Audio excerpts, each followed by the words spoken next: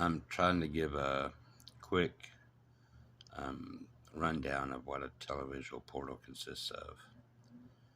It's Dual-Televisual, and it produces Virtual Telepresence. And all a televisual portal really is this televisual portal, quote unquote, mirror world topology. Um, that there's a portal cloaking interface that nothing goes into.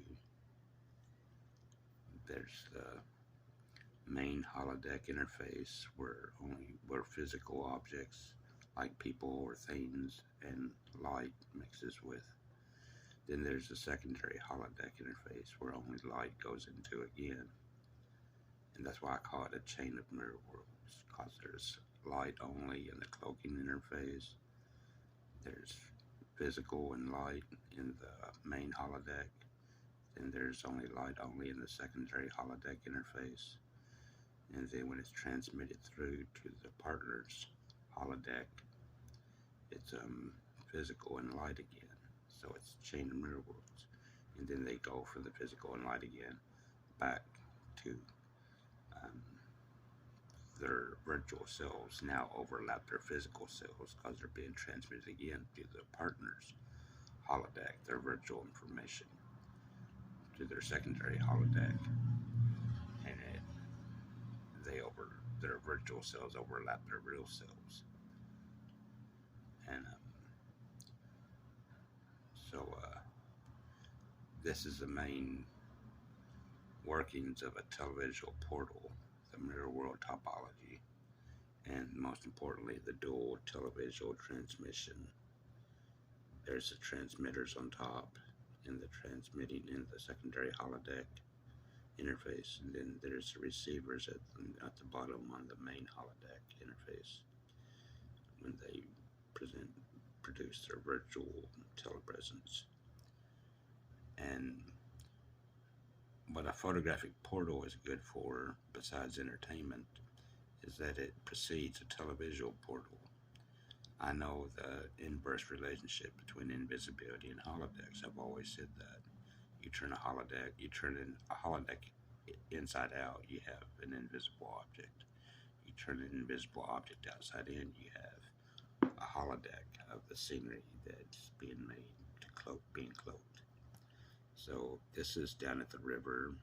Bob, in this case, is going to meet Alice in her holodeck. And her holodeck is at the Pioneer Village across town in Owensboro. And if you see that building behind him, that's the building behind the scenery at his backside of the riverfront. And that's her. And you may wonder, well, how come a summer event can meet a winter event? Well, that's another part of this holodeck, this televisual portal. It can produce the past. So the past winter, she may have been at Pioneer Village, and he can have the holodeck. He can have his portal set up in the summer, and he can walk in there. Anybody can walk in there and meet up with Alice. Not necessarily Bob, but anybody could meet up with her recorded self. And that's one of the neat things about a televisual portal. You can actually visit the past in a virtual form. Interacting would require some computer generation, augmented reality, and a visit to the future would require significant computer generation, augmented reality. It's just the same as with the photographic portal. If you visit the future, you have to illustrate it or computer generate the future, because you can't take a picture of the future. Likewise, you can't televise a future event yet. So this is the basic workings, and I don't claim to know the full scope of how to build a televisual portal, but I know the basics, and I know that I know how the optics would work, the optical electronics would work, because I know the inverse relationship between an invisible object and its inverse relationship to holodecks, and I can produce that, and I can produce the physical photographic hologram of an object inside my photographic portal. So that's why a photographic portal is important, because it's a low-tech photographic technique proof of what can be done on a high-tech scale, on a high-tech level. The three main qualities of any televisual portal: photographic, televisual, and possibly a hypothetical cosmic portal, its visual aspects.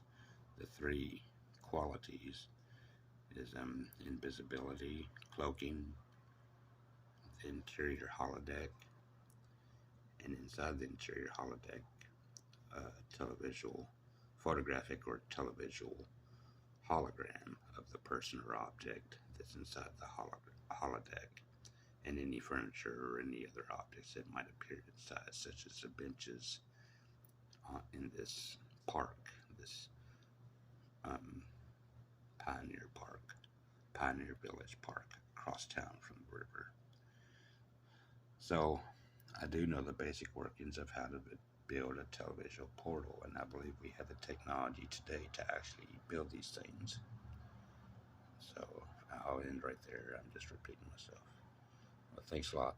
Bye.